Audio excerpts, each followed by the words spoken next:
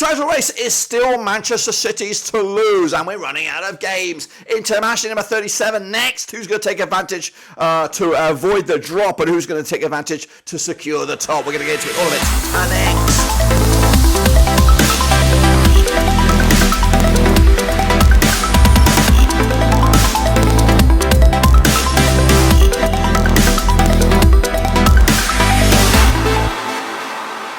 That's right, folks. Back to prediction video. Today we're taking a look at match number 37, of course, as we enter the business end of the campaign. We're going to get into it, all of it, in a second. Of course, big shout out to my VIPs. They are the Patreons. You know who you are. And again, if you're new, smash the old subscribe, boys and girls. Of course, it is Man City's to lose, even though they are in second spot as of recording, with 3 games remaining. Arsenal are top with 2 games remaining, and Liverpool look like they're playing for snookers at the moment. They're waiting for something, some deduction or something to keep their dream alive. Mathematically, they can still do it, but it looks like a monster bridge too far. We'll get into it all of it in a second. Again, shout out to the VIPs. Let's get cracking, though. Here we go, guys. Recapping the results, starting with Luton Town and Everton. 1-1 in the end. I went with a 1-1 draw myself. Ain't too shabby. Arsenal with a 3-0 win over Bournemouth. 2-0 winners in my eyes. Brentford, 0-0 draw with Fulham. 2-1 win for me. Newcastle, 4-1 win over Burnley.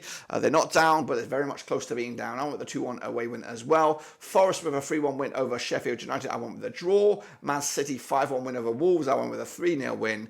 We had Brighton surprise over Villa. 1-0 winners for them. 2-1 winners in my eyes. Chelsea put 5 past West Ham. 2-0 win for me. Liverpool with a 4-2 win over Spurs. 3-2 win in my eyes. And a fantastic Palace side. 4-0 win over United. 2-2 in my eyes. That's, of course, my picks. What about the table? Well, the table looks like this with deductions and all that kind of jazz. It is Arsenal top the charts. City are in second. Liverpool are in third. Villa are in fourth. 2 games remaining. Spurs still got a chance to break into that top 4. And there's also a race for 6 between Newcastle, Chelsea and Manchester United. Going down, it's the Blades. They're down. Burnley not far away. And of course, Luton still got a good chance to get out of it. But we'll see what happens with the Nottingham Forest's points deduction. If that gets or rescinded, then guess what?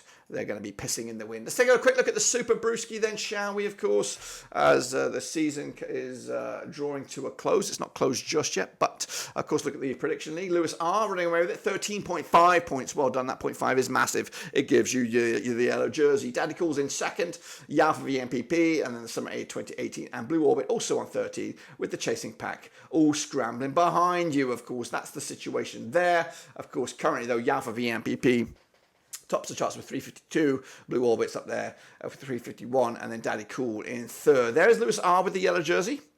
Can he close in on that number 1 spot? It's a big week ahead for everybody in the Super Brewski. Of course. So we'll get into all of that, of course, and take a look at it another time. But let's get cracking, of course, and look at these next round of games. Now, before we do that, of course, as a Blackburn Rovers fan, my season is over. But the channel keeps on going. And they are trying to take a bit of a break on the channel, but the videos will keep on going because we've got playoffs, we've got Champions League, we've got everything. We've got it all here, and Euros, all key. So there's no realistic chance for me to take a break, but I'm going to try and take a break. And I want to kind of reinvent the channel next season. And that does include the prediction videos. I want to come at them, you guys, with a better approach to these prediction videos, and one of those approaches is the pace. The pace comes at you a dime a dozen, really fast, and I've read a lot of people complaining about how fast I do these things because I do talk about a lot of nonsense with the stats. So I'm going to try and change the pace from now to the end of the season, kind of play around with it and see if it's a good change or if it's a bad change. Just let me know in the comments as we go. I'm going to start with that change of pace right about now. So here we go, starting with the next round of games. It is match day number 37, and we're going to go Fulham against Man City. Now, this is one of those games that everybody else besides Manchester City fans will be hoping for a draw or more for Fulham, but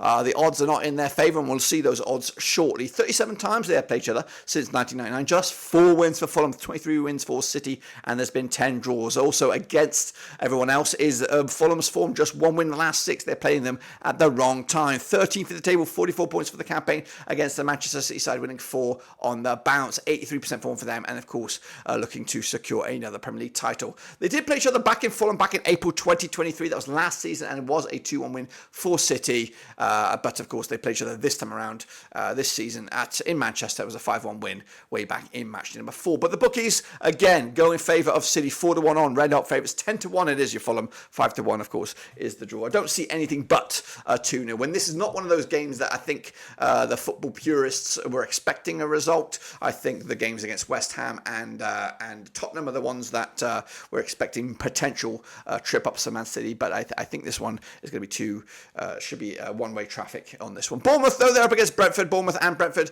will be back in the Premier League next season. Played each other 27 times, of course, or since 2003. Just 9. It's actually quite a tight match between the two sides. 9 wins for Bournemouth, 10 for Brentford. 8 draws, of course. It's quite evenly spread between those 3 results there. 42% form for Bournemouth at the moment. They are 10th in the table. 48 points for the campaign. Just 1 defeat though in the last 3 for Bournemouth against the Brentford side. Just 1 defeat in the last 6. And of course, there's a good chunk of change between these two sides. 8 points separated these two sides, with Bournemouth in 10th and Brentford down in 16th. The last time they played each other over in Bournemouth, it was a 0-0 draw back in October 2022. And the reverse fixture this campaign in Brentford was also a 2-2 draw. The bookies, though, again, quite tight on this one, but fancy the hosts. 20-19 on for the hosts here. 14-5 the draw. 13-5 is your Brentford. The bookies have it. Bournemouth going in with the victory. I also agree with that. Going to go with a 2-1 win. Again, not much on the line here, but you've got to turn the clocks back to the start of the season, where everybody was thinking the Bournemouth coach was out of his depth. But what a fantastic season he's done for the Cherries this campaign. Meanwhile, Everton up against relegated Sheffield United. Everton looking good under Dyche, and again, I hope there is no more deductions for Everton next season, because under Dyche, the sky's the limit for Sean Dyche. But Sheffield United will have to go again, and probably with Chris Wilder at the helm. Played each other 10 times, though, these two sides, since 1993. 5 wins for Everton, 2 for Sheffield United, 3 draws, of course. The Toffees coming into this on 75% form for them right now. Just 1 defeat in the last 6. 15 for the table, 37 points for the season. Again, safe as houses, cannot be caught. The Blades, though, 8% form for them right now, without a win in the last 11 games. 5 defeats on the trot, of course. Rock bottom with 16 points all season long. Now, these two sides did play each other at Goodison back in May 2021. It was a 1-0 win for Sheffield United. The reverse fixture, a 2-2 draw at Bramall Lane back in September. But the home side hasn't won this game in the league since Everton beat Sheffield United back in October 2006. The bookies on this one, though, go against that. They see it happening this weekend. 9-4 on is your Toffees. 15-4 in the draw. 6-1 is your Sheffield United. Sheffield United can score goals, but they're not going to score this time. 2-0 win for Everton. Points to the bag, and away they go. The Geordies up against Brighton, of course, coming at you at St James's Park. They have played each other 18 times since 2012. Just 5 wins for the Geordies, 7 wins for Brighton, 6 draws, of course. But Newcastle and Eddie Howe have turned a corner once again. They won't get top 4 this time around, but they, of course, are looking to get back into Europe in one way or another. They are, of course, 6th in the table, 56 points for the campaign, just 1 defeat in the last 6. Brighton, though, picking up a win last round, a big win it was, against Aston Villa. 33% form for them at the moment, 11th in the table, 47 points for the season as well. Last time around, though, over at St James's Park, it was a 4-1 win for the Geordies, and the reverse fixture, though, a 3-1 win for Brighton back in September 2023. But the odds for this one go in favour of the host, 15-8 on. They're, of course, looking good right now under Eddie Howe. 15-4 is the draw, 4-1 is your Brighton. Of course, that 6th spot is a big lure, big caveat for the teams right now, and I think the Geordies want it, and of course, we'll edge a little closer with a 3-0 win over Brighton. Meanwhile, Tottenham Hotspur could just do us all a favour by relegating the Freaks. That's right, Burnley are the visitors up against Angie's boys. Now, these two sides have played each other 25 times since 2002. Just 5 wins for Burnley, 16 wins for Spurs, 4 draws, of course. However, Tottenham are in a really bad bit of form right now. 25% form for them right now. Just 4 defeats on the bounce. They have played some big boys. They have. I'll talk about that in a minute. And they are 5th, and they want that top 4. And of course, a must-win game. This is for Spurs. It's a must-win game for Burnley. Of course, a win gives them a sliver of a chance, Burnley. And of course, results against them could decide their fate anyway. And Burnley coming to on 42% form for them right now. Of course, just 1 win in the last 6. However, just 1 defeat in the last 4. 19 for the table, 24 points for the campaign. The previous match between these two sides at the Tottenham Hotspur Stadium last time around was in May 2022. It was a 1-0 win for Spurs. They have played each other twice already this campaign. Once at Turb Moor, it was a 5-2 win for Spurs. Also in the FA Cup, it was back at the Tottenham Hotspur Stadium. It was a 1-0 win back in January. So 3 wins on the bounce for Spurs, basically what I'm saying here. And again, Spurs' form has been it's been tricky. It's been tricky, of course. They've lost to Newcastle, Arsenal, Chelsea, and Liverpool in the last 4 games. So big games. 3 of those were on the road as well. Looking at the odds for this one, 3-1 on is your Tottenham, 90-4 is your draw, 30-2 is of course your away win. We're back in Spurs here though to bounce back, get the first win in a long time, and of course give Aston Villa something to worry about in this one, because Villa have not got the easiest game this weekend. West Ham United up against Luton Town. Of course, West Ham confirming Lopetegui will be the manager next season. Davy Moyes looks like he's going to say goodbye, of course. And what a fantastic job he has done for West Ham. But I think they just want to change the scenery to the Hammers. Played each other just twice at 2022. 1 win for West Ham, 1 draw, nothing for Luton at the moment. But West Ham coming into this without a win in the last 6 matches. 17% form for them right now. They are 9th, 49 points for the campaign against the Luton Town side, who are fighting for their lives down the foot of the table. Just 1 win, the last 6, 18 for the table, 26 points for the season. Of course, they played each other at Luton back at Kenilworth Road in September. It was a 2-1 win for West Ham. Of course, West Ham running out of home games. This could, in fact, be their last home game. I don't know. I've not really looked at it. 4-3 on for the victory here. That, of course, could be Moyes' farewell. 3-1 is the draw. 3-1 is your away win. That's Luton Town. Or, of course, Moyes might just think, fuck this, and throw it all out the sink. Out the window here, but I am backing West Ham to get a win in potentially Moyes' last home game. Of course, remember, he got you some silverware, some big silverware as well, so be careful what you wish for. The grass is never always greener. Into Wolves up against informed Crystal Palace. They have played each other 42 times since 1993. Wolves 16 wins, 18 wins for Palace, 8 draws, of course. Both sides in mid-table, got nothing much to play for, but a bit of pride on the line, perhaps. Wolves, of course, under Gary Neal have done a fantastic job. Just 1 win, though, in the last 6. They are 12th, 46 points for the season. Palace are in 14th, 43 points for the season. They can actually leapfrog Wolves with a win if everything goes their way. 75% form for them right now, unbeaten in the last 5. They are cooking. Glasner ball is fantastic right now. Last time around, though, in Molineux back in April, it was back April 2023, was a 2-0 win for Wolves. The reverse fixture at Selhurst Park back in September, 3-2 win it was for Crystal Palace. Palace have actually won 5 of the last 6 against Wolves.